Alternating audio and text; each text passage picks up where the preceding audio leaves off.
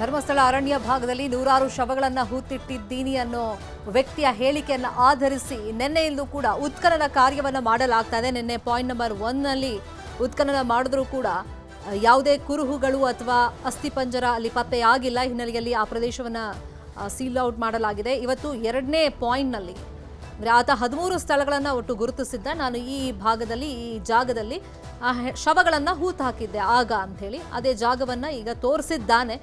ಈಗ point number 2 ನಲ್ಲಿ ಕೂಲಿ ಕಾರ್ಮಿಕರನ್ನ ಬಳಕೆ ಮಾಡಿಕೊಂಡು ಅಧಿಕಾರಿಗಳು ಗುಂಡಿ ಅಗಿಯುವಂತ ಕಾರ್ಯವನ್ನ ಸುಮಾರು ಒಂದು ಅರ್ಧ ಗಂಟೆಯಿಂದ ಶುರು ಮಾಡಿದ್ದಾರೆ. ಇನ್ನೊಂದು 2 ಗಂಟೆಯಲ್ಲಿ ಅಲ್ಲೇನಾದ್ರೂ ಕುರುಹುಗಳು ಇದೆಯಾ ಇಲ್ವಾ ಅನ್ನೋ ಕುರಿತಂತೆ ಮಾಹಿತಿಗಳು ಸ್ಪಷ್ಟವಾಗಿ ಸಿಗ್ತಾ ಹೋಗುತ್ತೆ. ಸೊ ನಿನ್ನೆನೂ ಕುತೂಹಲಕಾರಿ ಘಟ್ಟವನ್ನ ಈ ಪ್ರಕರಣ ತಲುಪಿತ್ತು. ಇಡೀ ದೇಶವೇ ಎದುರು ನೋಡ್ತಾ ಇದೆ. ಅಂದ್ರೆ ಸಿನಿಮಾ ರೀತಿಯಲ್ಲಿ ಒಬ್ಬ ವ್ಯಕ್ತಿ ದಿಢೀರ್ ಅಂತ ಬರ್ತಾನೆ, ನೂರಾರು ಶವ ನಾನು ಹೂತಿಟ್ಟಿದ್ದೀನಿ, ಒಬ್ಬನೇ ಹೂತಿಟ್ಟಿದ್ದೀನಿ ಅಂತ ಆತ ಹೇಳ್ತಾನೆ. ಯಾರು ತನಗೆ ಹೂತಿಡೋದಕ್ಕೆ ಅಥವಾ ಶವಗಳ ವಿಲೇವಾರಿ ಮಾಡೋದಕ್ಕೆ ಹೇಳಿದ್ರು ಅಂತಾನೂ ಕೂಡ ಕೆಲವರ ಹೆಸರುಗಳನ್ನ ಆತ ಹೇಳಿದಾನೆ. ಈಗ ಈತ ಹೇಳಿದ ಮಾತ್ರಕ್ಕೆ ಆ ವ್ಯಕ್ತಿಗಳನ್ನ ಕರೆಸಿ ವಿಚಾರಣೆಯ ಸದ್ಯಕ್ಕೆ ಮಾಡೋದು ಡೌಟ್. ಈತ ಹೇಳದಂತೆ ಕೆಲವೊಂದು ಸಾಕ್ಷಿಗಳು ಸಿಕ್ಕಂತ ಸಂದರ್ಭದಲ್ಲಿ ಆತ ಹೇಳಿರುವಂತ ವ್ಯಕ್ತಿಗಳನ್ನ ವಿಚಾರಣೆಗೆ ಕರೆಸುವಂತ ಸಾಧ್ಯತೆಗಳು ಇರ್ತಾವೆ. ಸದ್ಯಕ್ಕೆ ಕುತೂಹಲ ಇರೋದು ಇವತ್ತೇನು ಗುಂಡಿ ಅಗಿಯುವಂತ ಕಾರ್ಯ ಆಗ್ತಾ ಇದೆ ಅಲ್ಲಿ ಈತ ಹೇಳಿದಂತೆ ಏನಾದರೂ ಕುರುಹುಗಳು ಸಿಗುತ್ತಾ ಅಂಥೇಳಿ. ಮತ್ತೆ ಸಾರ್ವಜನಿಕರಿಗೂ ಬಹಳಷ್ಟು ಕುತೂಹಲ ಇರೋದು 10 ರಿಂದ 15 ವರ್ಷ ಆಯಿತು ಈತ ಸರಿಯಾದಂಥ ಜಾಗವನ್ನು ಎಕ್ಸಾಕ್ಟ್ ಆಗಿ ಅದೇ ಜಾಗಗಳನ್ನು ತೋರಿಸಿದ್ದಾನ. ಅಲ್ಲೀಗ ಉತ್ಖನನ ಮಾಡಿದ್ರೆ ಕುರುಹುಗಳು ಅಥವಾ ಅಸ್ಥಿಪಂಜರ ಸಿಗುತ್ತಾ? ಸಿಕ್ಕ ನಂತರ ಪ್ರಕ್ರಿಯೆಗಳ ಬಗ್ಗೆನೂ ಕೂಡ ಜನರಲ್ಲಿ ಕುತೂಹಲ ಇದೆ. ನೂರಾರು ಸಂಖ್ಯೆಯಲ್ಲಿ ಅಕಸ್ಮಾತ್ ಕುರುಹುಗಳು ಸಿಕ್ಕಂತ ಸಂದರ್ಭದಲ್ಲಿ ಅದನ್ನು ಐಡೆಂಟಿಫಿಕೇಶನ್ ಇಂದ ಹಿಡಿದು ಸೊ ಆ ಪ್ರಕರಣವನ್ನ ಭೇದಿಸೋ ತನಕನೂ ಕೂಡ ಜನ ಬಹಳ ಕುತೂಹಲದಿಂದ ಎದುರು ನೋಡ್ತಾ ಇದ್ದಾರೆ. ಅದೆಲ್ಲ ಸಾಧ್ಯವಾಗಬೇಕು ಮುಂದಿನ ಹಂತದ ಪ್ರಕ್ರಿಯೆಗಳು ಅಂತಂದ್ರೆ ಈತ ಈಗ ಹೇಳಿರುವಂತೆ ಆತ ತೋರಿಸಿರುವಂತ ಜಾಗಗಳಲ್ಲಿ ಗುರುತು ಮಾಡಿದಂತ ಜಾಗಗಳಲ್ಲಿ ಅಸ್ಥಿಪಂಜರ ಸಿಗುತ್ತಾ, ಮೂಳೆಗಳು ಸಿಗುತ್ತಾ ಅನ್ನೋದು ಈಗಿರುವಂತ ಕುತೂಹಲ. ಒಂದಾದ ಬಳಿಕ ಒಂದು ಜಾಗದಲ್ಲಿ ಆತ ತೋರಿಸಿರುವಂತೆ ಶೋಧವನ್ನ ಅಧಿಕಾರಿಗಳು ಮಾಡ್ತಾ ಇದ್ದಾರೆ. ಇವತ್ತು 3 ತಂಡಗಳನ್ನ ರಚನೆ ಮಾಡಿದ್ರು. ಆದರೆ ಪ್ರತಿಯೊಂದು ಹಂತದಲ್ಲೂ ಕೂಡ ನ್ಯಾಯಾಲಯದ ಪರ್ಮಿಷನ್ ಬೇಕಾಗಿರೋದ್ರಿಂದ ಸದ್ಯಕ್ಕೆ ಪಾಯಿಂಟ್ ನಂಬರ್ 2 ನಲ್ಲಿ ಗುಂಡಿ ಅಗಿಯುವಂತ ಕಾರ್ಯವನ್ನ ಕೂಲಿ ಕಾರ್ಮಿಕರಿಂದ ಮಾಡಿಸಲಾಗ್ತಾ ಇದೆ. ಈ ಕಾರ್ಯಾಚರಣೆ ಬಗ್ಗೆ ವಿಧಿ ವಿಜ್ಞಾನ ತಜ್ಞರಾಗಿರುವಂತಹ ಡಾಕ್ಟರ್ ದಿನೇಶ್ ರಾವ್ ಮಾತಾಡಿದ್ದಾರೆ. ಏನ್ ಹೇಳಿದ್ದಾರೆ ಕೇಳಿಸ್ಕೊಳ್ಳೋಣ. ಇರೋದು ನಿಯರ್ಲಿ ಅರೌಂಡ್ 13-14 ಪಾಯಿಂಟ್ಸ್ ತೋರಿಸಿದ್ದಾರೆ. ಸೊ ಒಂದರಲ್ಲಿ ಸಿಕ್ಕಿಲ್ಲ, ಮಿಕ್ಕದಲ್ಲಿ ಸಿಕ್ಬಹುದು ಅಂತ I think we should be positive. ಯಾಕಂದ್ರೆ ಬೇರೆನಲ್ಲಿ ಎಲ್ಲ ನೋಡಿದ ನಂತರ then we have to conclude. ಹೌದು, ಬಟ್ ಒಂದು ಅವರು ಪಿನ್ ಪಾಯಿಂಟ್ ಮಾಡಿ ತೋರಿಸ್ತಾ ಇರೋದು ಅಷ್ಟು ಸ್ವಲ್ಪ that is not that easy ಯಾರಿಗೆ ಆಗ್ಲಿ. ಹೌದು, ಯಾಕಂದ್ರೆ ಅಲ್ಲಿ ವೆಜಿಟೇಷನ್, ಮರ ಗಿಡ ಇದೆಲ್ಲ ಬೆಳೆದಿರೋದ್ರಿಂದ ಮತ್ತೆ ನೀರಿನ ಇದು ಲೆವೆಲ್ ಜಾಸ್ತಿ ಇರುತ್ತೋ ಕಮ್ಮಿ ಇರುತ್ತೋ, ಅವರ ಮಾಡಿದಾಗ ಯಾವ ರೀತಿ ಇತ್ತು, depends on all those aspects. ಆಮೇಲೆ ಅವ್ರಿಗೆ ವಯಸ್ಸು ಎಷ್ಟು, ಇವ್ರಿಗೆ ಎಷ್ಟು ವಯಸ್ಸು ಅಂತ ನನಗೆ ಗೊತ್ತಿದ್ದಿಲ್ಲ. ಬಟ್ ಇವರ ಮೆಮೊರಿ ಯಾವ ಮಟ್ಟಿಗಿದೆ ಅಂತ ಅದು ಗೊತ್ತಿಲ್ಲ. So these are all the factors which adds up, but definitely I think we should keep hope for another 13-14. ಅದ ನಂತರ I think we should conclude. ನೀವು ಹೇಳಿದಂತೆ ಆ ಮೆಮೊರಿ ಪವರ್ ಬಗ್ಗೆ ಆಶ್ಚರ್ಯ ಅನ್ನಿಸ್ತಾ ಇತ್ತು. ಬಿಕಾಸ್ ಈ ಒಂದು ಜಾಗ ಇರ್ಬೋದು, ಈ ಒಂದು 100 ಮೀಟರ್ ಒಳಗಡೆ ನಾನು ಹೂತಿದ್ದೆ ಅಂತ ಹೇಳಿದ್ರೆ ಓಕೆ, ಎಕ್ಸಾಕ್ಟ್ಲಿ ಅದೇ ಪಾಯಿಂಟಿಗೆ ಹೋಗಿ ಇಲ್ಲೇ ನಾನು ಹೂತಿದ್ದು ಅನ್ನುವಂಥದ್ದನ್ನ ಒಂದು 13 ಪಾಯಿಂಟ್ ಅನ್ನ ತೋರಿಸಿದ್ದು ಆಶ್ಚರ್ಯ ಅನ್ಸಲ್ವಾ ಸರ್? ಅದು 12 ವರ್ಷ ಆದ ಬಳಿಕ ಬಂದು ಅಲ್ಲಿ ತೋರಿಸಿದ್ದು. ಅಲ್ಲ, ಇದು ತುಂಬಾ ಕರೆಕ್ಟ್ ಆಗಿ ಹೇಳಿದ್ರಿ. ಯಾಕಂದ್ರೆ ಈಗ ನಾವು ಕೆಲವು ಎಕ್ಸಿಬಿಷನ್ಸ್ಗೆ ಬೆಂಗಳೂರಿನಲ್ಲೇ ಹೋಗಿದೀವಿ, 2-3 ತಿಂಗಳ ನಂತರ ಹೋಗಿದೀವಿ, ಕೆಲವು 1 ತಿಂಗಳ ನಂತರ ಹೋಗಿದೀವಿ. ಅದನ್ನ ಅವಾಗ ತೋರಿಸ್ಬೇಕಾದ್ರೂ ನಮಗ್ ಕಷ್ಟ ಆಗ್ತಿದ್ವು. ಕೆಲವರು ಆ ಮಣ್ಣಿನಲ್ಲಿ ಮೇಲಿರ್ತಕ್ಕಂತ ಮಣ್ಣಿನ ಆಕಾರದ ಮೇಲೆ ರೆಕಗ್ನೈಸ್ ಮಾಡ್ತಿದ್ವಿ, ಕೆಲವು ಟೈಮಲ್ಲಿ ಪಕ್ಕದಲ್ಲೇ ಹಗಿತಿದ್ವು. It is not that easy. ಇದು 1-1.5 ತಿಂಗಳು ಹಳ್ಳೆದು. ಕೆಲವು ನಾವು ಈಗ ನಾವೇ ನೂರಾರು ಬಾಡಿಗಳೇನು ಹೂತಾಕಿದ್ವಿ ಬೆಂಗಳೂರಿನಲ್ಲೇ, ಅಲ್ಲಿ ನಾವು ಈಗ ಹೋಗಿ ನಾವು ತೋರಿಸ್ಲಿ ಅಂದ್ರೆ ಸಾಧ್ಯ ಇಲ್ಲ, ತುಂಬಾ ಕಷ್ಟ ಆಗತ್ತೆ. ಬಿಕಾಸ್ ತುಂಬಾ ವರ್ಷ ಕಳೆದಿರೋದ್ರಿಂದ ಇಟ್ ಇಸ್ ವೆರಿ ಡಿಫಿಕಲ್ಟ್. ಒಂದ್ ಜಾಗ ಅಂತ ಹೇಳ್ಬೋದು ಹೊರತು ಪಿನ್ ಪಾಯಿಂಟ್ ಮಾಡೋದು ತುಂಬಾ ಕಷ್ಟ ಇದೆ. ಬಟ್ ಅದು ಇವರು ಯಾವ ಆಧಾರದ ಮೇಲೆ ಯಾವ ಕಾನ್ಫಿಡೆನ್ಸ್ ಅಲ್ಲಿ ಹೇಳ್ತಾ ಇದಾರೆ ಗೊತ್ತಿಲ್ಲ. It is not that easy.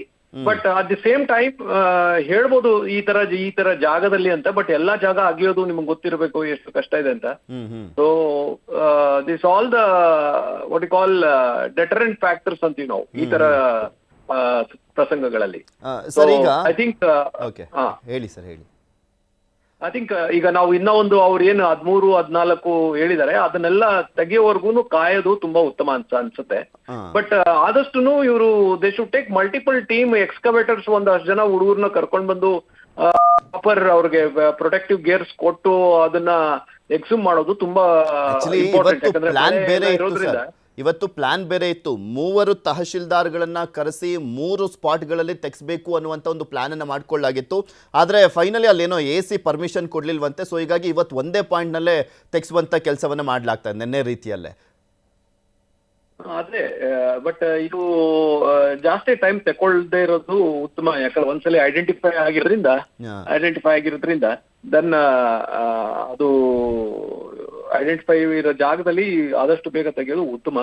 ಯಾಕಂದ್ರೆ ಇದು ತುಂಬಾ ಪಾಯಿಂಟ್ಸ್ ಇರೋದ್ರಿಂದ ಅವ್ರು ಹೇಳ್ತಾ ಇರೋದು 350-400 ಬಾಡೀಸ್. ಸೊ ಅದು ಯಾವಾಗ ತೆಗೆಯೋದು? ಬರೀ ಈಗ 13-14ಕ್ಕೆ ಇಷ್ಟು ಅಂದ್ರೆ this will take 1 year and more. ಇಷ್ಟು ತುಂಬಾ ಟೈಮ್ ತಗೊಂಡ್ಬಿಡುತ್ತೆ. ಸರ್, ಈಗ ಒಂದು ಆತ ಅದೇನು ವಿಧಾನದ ಪ್ರಕಾರ ಶಾಸ್ತ್ರೋಕ್ತವಾಗಿ ಮಾಡಿರುವಂಥ ಅಂತ್ಯ ಸಂಸ್ಕಾರಗಳೆಲ್ಲ ಮಣ್ಣು ಮಾಡಿರುವಂಥದ್ದಲ್ಲ. ಆತ ಮ್ಯಾಕ್ಸಿಮಮ್ ಒಂದು 3-4 ಅಡಿ ತೆಗೆದುಬಿಟ್ಟು ಊತಿದ್ದಾನೆ ಅಂತ ಅಂದ್ಕೊಂಡ್ರು ಕೂಡ ಒಂದು 12-13 ವರ್ಷ ಆಗಿದ್ರೆ ಆ ಬಾಡಿಗಳೇನು ಕೆಳಗಡೆ ಹೋಗಿರುತ್ತಾ? ಇಲ್ಲ, ಬಾಡಿ ಕೆಳಗಡೆ ಹೋಗೋದಿಲ್ಲ. ಅದೇ ಅವರು ಯಾರು ಊತಿದ್ದಾರೆ ಅವರೇ ಊತಿರೋದ್ರಿಂದ ಅವ್ರಿಗೆಲ್ಲ ಗೊತ್ತಿರುತ್ತೆ ಎಲ್ಲೆಲ್ಲಿ ಯಾವ್ಯಾವ ಅಡಿ ಎಷ್ಟು ಅಡಿ ತೆಗ್ದಿರ್ತಾರೆ ಅಂತ. ಸೊ ಆ ಆಧಾರದ ಮೇಲೆ ತೆಗೆಯೋದು ತುಂಬಾ ಈಸಿ ಆಗತ್ತೆ. ಬಟ್ ಇದು ಬಾಡಿ ಕೆಳಗೆ ಹೋಗೋದಿಲ್ಲ. ಇನ್ನ ಬೇಕಾದ್ರೆ ಕೆಳಗಂದ್ರೆ ಡೆಫಿನೆಟ್ಲಿ ಇದೇನಂದ್ರೆ ಈ ಮಳೆ ಬಂದು ಮಣ್ಣೆಲ್ಲ ಸ್ಲೈಡ್ ಆಗಿ ಆ ಜಾಗದಲ್ಲಿ ಲ್ಯಾಂಡ್ ಸ್ಲೈಡ್ ಆಗಿದೆಯೋ ಇಲ್ಲೋ ಅಂತ ಅದೊಂದು. ಯಾಕಂದ್ರೆ ಈ ಜಾಗದಲ್ಲಿ ಅದೊಂದು ತಿಳ್ಕೊಬೇಕು. ಇನ್ನೊಂದು, ಜಾಸ್ತಿ ಮಳೆ ಬಂದಾಗ ಮಣ್ಣು ಸಹ ಅದರ ಒಟ್ಟಿಗೆ ಬರುತ್ತೆ. ಅವಾಗ ಒಂದು ಅರ್ಧ ಅಡಿ 1 ಅಡಿ ಸ್ವಲ್ಪ ವ್ಯತ್ಯಾಸ ಆಗ್ಬೋದು ಹೊರತು ತುಂಬಾ ವ್ಯತ್ಯಾಸ ಆಗ್ಲಿಕ್ಕೆ ಸಾಧ್ಯ ಇಲ್ಲ.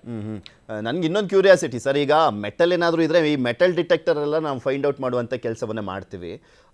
ಈ ಅಸ್ಥಿ ಪಂಜರಗಳನ್ನು ಕೂಡ ಆ ರೀತಿಯಾಗಿ ಫೈಂಡ್ ಔಟ್ ಮಾಡುವಂಥದ್ದು ಯಾವ್ದಾದ್ರು ಇದೆಯಾ? ಟೆಕ್ನಾಲಜಿ ಇದೆಯಾ? ಯಾವ್ದಾದ್ರು ಉಪಕರಣಗಳಿದಾವ ಆ ರೀತಿಯಾಗಿ? ಅಲ್ಲ, ಇದೆ. ಬಟ್ ಇದಕ್ಕೆ ಏನಂದ್ರೆ ಈ ಒಂದು ಡಿಟೆಕ್ಟರ್ಸ್ ನಾವು ಏನ್ ಹೇಳ್ತೀವಿ, ಸ್ಕ್ಯಾನರ್ಸ್ ಇದೆ, ಕೆಲವು ಸ್ಕ್ಯಾನಿಂಗ್ ಮೆಷಿನ್ಸ್ ಇದಾವೆ. ಆಮೇಲೆ ಎಲ್ಲದಕ್ಕಿಂತ ನಾವು ಥರ್ಮಲ್ ಸ್ಕ್ಯಾನರ್ಸ್ ಅಂತ ಯೂಸ್ ಮಾಡ್ತೀವಿ. Thermal scanners. ಓಕೆ.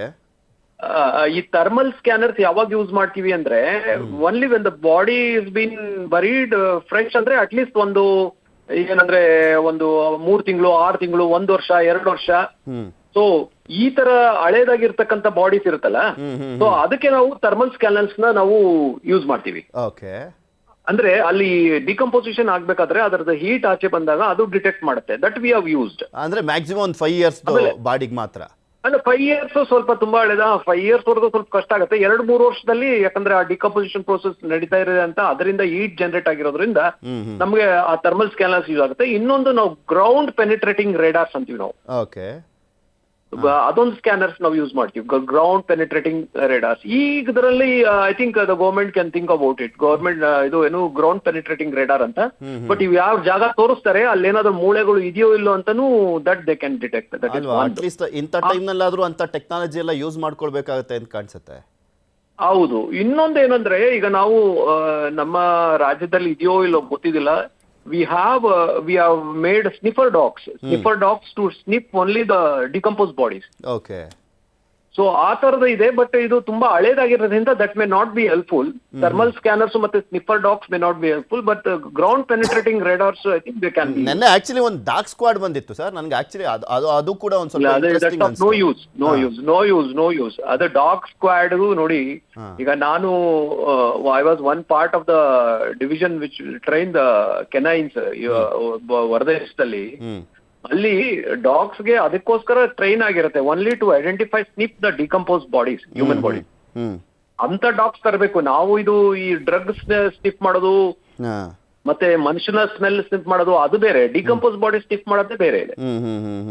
ಆ ತರ ಕೆನೈನ್ಸ್ ಏನಾದ್ರು ಇದ್ರೆ definitely that may be helpful, but not at this stage. ಯಾಕಂದ್ರೆ ಇದು ಓಲ್ಡ್ 10, 15, 20, 25 years. ಸೊ ಅದರದ್ದು ಇಂಪ್ಲಿಕೇಶನ್ಸ್ ಕಮ್ಮಿ. ಎಲ್ಲದಕ್ಕಿಂತ ನೋಡಿ, ಇದು ಯಾವಾಗ ಇದನ್ನೆಲ್ಲ ನಾವು ಯೂಸ್ ಮಾಡ್ತೀವಿ ಅಂದ್ರೆ ನಮ್ಗೆ ಈ ಜಾಗದಲ್ಲಿ ಎಲ್ಲಿದೆ ಅಂತ ಗೊತ್ತಿಲ್ಲದೆ ಇರೋ ಟೈಮ್ ನಲ್ಲಿ ಯೂಸ್ ಮಾಡೋದು ಇದೆಲ್ಲ. ಹೌದು. ಬಟ್ ಈಗ ಇಲ್ಲಿ ಗೊತ್ತಿದೆ ಅಂತಾನೆ ಅವನು ಕರ್ಕೊಂಡ್ ಬಂದಿರೋದು. ಹೌದು. ಸೊ ಅವ್ನ್ ಕರ್ಕೊಂಡ್ ಬಂದಿರೋದನ್ನ we should identify, it is not the dogs or other machines. We should identify, ಇವ್ರ ಆಧಾರದ ಮೇಲೆ ಹೇಳಿಕೆ ಆಧಾರದ ಮೇಲೆ ತನಿಖೆ ಸ್ಟಾರ್ಟ್ ಆಗಿರೋದು. ಹೌದು. ಆಮೇಲೆ ಅಲ್ಲಿ ಬರಬಾರ್ದು ಅನ್ನೋ ರೀತಿಯಲ್ಲೇ ಪಾಪ ತನಿಖೆನೂ ಕೂಡ ಅದೇ ರೀತಿಯಾಗಿ ಮಾಡ್ತಾ ಇದಾರೆ. 15 ಅಡಿ ಅಗಲ 8 ಅಡಿ ಆಳ ತೆಗ್ದಿದ್ದಾರೆ ಅಂದ್ರೆ ಅಲ್ಲಿ ಏನಾದ್ರೂ ಇರ್ಲಿ, ಓಕೆ ನೀನು ಉಳಿದ್ಯಲ್ವೇನಪ್ಪ ಅದೇ ಸ್ಪಾಟ್ ಅಂತ ಹೇಳ್ತಾ ಇದೆಯಲ್ವಾ. ಸೊ ಇನ್ನೊಂದ್ ಸ್ವಲ್ಪ ಡೆಪ್ತ್ ಆಗೇ ತೆಗ್ದ್ಬಿಡ್ತೀವಿ, ಯಾರಿಗೂ ಸಂಶಯನೇ ಬರಬಾರ್ದು ಅಂತ. ಯೂಶಲಿ 10 ಅಡಿ ಎಲ್ಲ ಯಾರು ಹೋಗೋದಿಲ್ಲ ಗೊತ್ತಿ normally. So it is something, ಈ ತರ ಡಿಸ್ಪೋಸಲ್ಗಂತೂ ಹೋಗೋದ್ ಚಾನ್ಸಸ್ ಇಲ್ಲ. ಅಲ್ಲ ಅಂದ್ರೆ ಡೌಟ್ಸ್ ಗಳೇ ಇರಬಾರ್ದು ಅತ್ಲಾಗೆ ಅಂದ್ಬಿಟ್ಟು 8 ಅಡಿವರೆಗೂ ಆಳ ತೆಗ್ದ್ಬಿಟ್ಟಿದ್ದಾರೆ. ಹೌದು, ಪಾಸಿಬಲ್. ಹೌದು. ಆಮೇಲೆ ಅದೇ ನನಗೆ ಆತ ಫೈಂಡ್ ಔಟ್ ಮಾಡಬೇಕಾದ್ರೆ ಅನ್ನಿಸ್ತಾ ಇತ್ತು ಸರ್. ಈಗ ನಮ್ಮೂರುಗಳ ಕಡೆ ಈ ಬೋರ್ ಕೊರೆಸ್ಬೇಕಾದ್ರೆ ಈ ತೆಂಗಿನಕಾಯಿ ಎಲ್ಲ ಇಟ್ಕೊಂಬರ್ತಾರೆ, ಅಲ್ಲಾಡ್ಸ್ತಾ ಇರ್ತಾರೆ, ಇದು ವಾಟರ್ ಪಾಯಿಂಟ್, ಇದು ಇಲ್ಲಿ ಬೋರ್ ಕೊರ್ಸಿ ಅಂತೆಲ್ಲ ಹೇಳ್ತಾರಲ್ಲ. ಆ ರೀತಿಯಾಗಿ ಆತ ಬಂದು ಎಕ್ಸಾಕ್ಟಾಗಿ ತೋರಿಸಿದಂಥ ಸಂದರ್ಭದಲ್ಲಿ ಅದೊಂದು ಆಶ್ಚರ್ಯ ಆಗ್ತಾನೆ ಇತ್ತು. ಬಟ್ ಅವನಿಗೆ ನಿಜವಾಗ್ಲೂ ಆತ ತೋರಿಸಿರುವಂಥದ್ದು ನಿಜನಾ ಅಥವಾ ಅವನಿಗೆ ಏನಾದರೂ ಕನ್ಫ್ಯೂಷನ್ಸ್ ಇದೆಯಾ, ಈ ರೀತಿಯಾಗಿ ಡೌಟ್ಗಳು ಈಗ ಜನಕ್ಕೆ ಶುರು ಆಗ್ಬಿಟ್ಟಿದೆ. ಹೋಯ್ತು ಇನ್ನು ನೆಕ್ಸ್ಟ್ ಏನು ಕತೆನೋ ಏನೋ ಅನ್ನೋ ರೀತಿಯಲ್ಲಿ. ಅದೇ ಪಾಸಿಬಲ್, ಬಟ್ ಇಲ್ಲ. ಬಟ್ ಏನಂದ್ರೆ ನಾವು ಈಗಲೇ ಕನ್ಕ್ಲೂಡ್ ಮಾಡೋದು ಸ್ವಲ್ಪ ಪ್ರಿಮೆಚೂರ್ ಅನ್ಸುತ್ತೆ. We have to see all that thing, ಎಲ್ಲ ಪಾಯಿಂಟ್ಸ್ ನೋಡೋಣ. ಐ ಥಿಂಕ್ ಎಲ್ಲ ಪಾಯಿಂಟ್ಸ್ ಅವ್ರು ಹೇಳ್ತಾ ಇರೋದು ಇದೆ, ಅದರಲ್ಲಿ ಎಷ್ಟು ಸಕ್ಸಸ್ ಆಗತ್ತೆ ಅಂತ ಇದು. ಬಟ್ ಒನ್ ಥಿಂಗ್ ಅವ್ರು ಹೇಳ್ತಾರೆ ಪ್ರಕಾರ 164 ಸ್ಟೇಟ್ಮೆಂಟ್ ಅಲ್ಲಿ 357 ಅಂತ ಹೇಳ್ಕೊಟ್ಟಿದ್ದಾರೆ. So I think all the 357 has to be taken out. That is to be the first part of the investigation. So ಅದನ್ನ ಇವ್ರು ಪ್ರಯತ್ನ ಮಾಡ್ಲೇಬೇಕು. ನನಗೆ ಗೊತ್ತಿರೋ ಒಂದು 6 ತಿಂಗಳ ಮೇಲೆ ಹಿಡಿಯುತ್ತೆ ಅಂತ ಅನ್ಸುತ್ತೆ ಈ ಪ್ರಕ್ರಿಯೆ.